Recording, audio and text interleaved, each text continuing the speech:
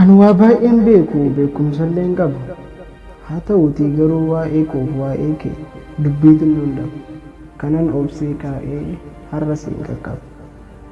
Egaa hamma yoomitti maaliifan cal jedha maaliifan callisaa? Ka'ee waa dubbadda ka'ee tan buruqsaa. Akkuma ati beektu ani barataadha abdii guyyaa boru. Ofiif osoo hin taane biyya abbaa kootiif kanan anoof qaru. Dhugaamma tokkootii dachee abbaa kiyyaa haadha Booranaaf Bareentuu harmee Oromiyaa deebisuudhaan qaba dhugaa abbaa kiyyaa. Ana dammeessaa ilma ituu gaafas naa bari'a je'ee tan baradda halkaniif biyyaa.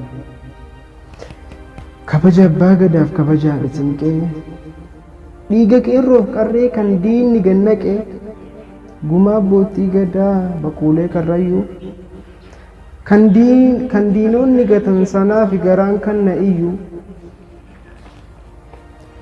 Eebbisaa Addunyaa Qaxalee ilma Oromoo Hacaaluu Hundeessaa aartistii beekamoo aartii Daadhii Galaan isa sabaaf gamoo Yoosef Gammachuu faa Usmaayyoo Muusaa faa goota haqaaf lolu kan akka Mustafaa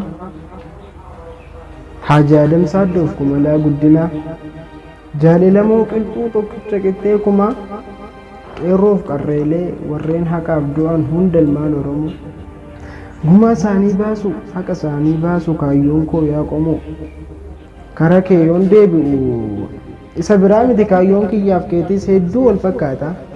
Atis akkuma kootti haqaa fi falmattaa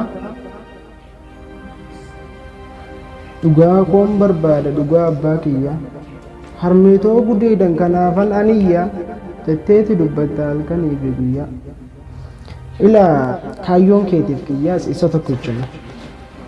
Du'a koottan keenyaaf ni baafanna gumaa aartiidhaan qabsoonnee finna bilisummaa jenneen lafaa kaane gaaf guyyaa ganamaa. Jenneen lafaa kaane gaaf guyyaa ganamaa. Duba yaa saba koo qomoo tooyaa tiru karaa tokko irratti utuu falmachaa jirru kaayyoo galmaan ga'uuf waliin imalaa osoo jirru wal sobuuf wal ganuun nurraan tolu tiru utuu walii gallee wal taane walii taanee kan walii taanee utuu wal jaalanne hojii keenya hojjennee utuu wal kabajne har'as hin jirru qaataaf qaata kunne.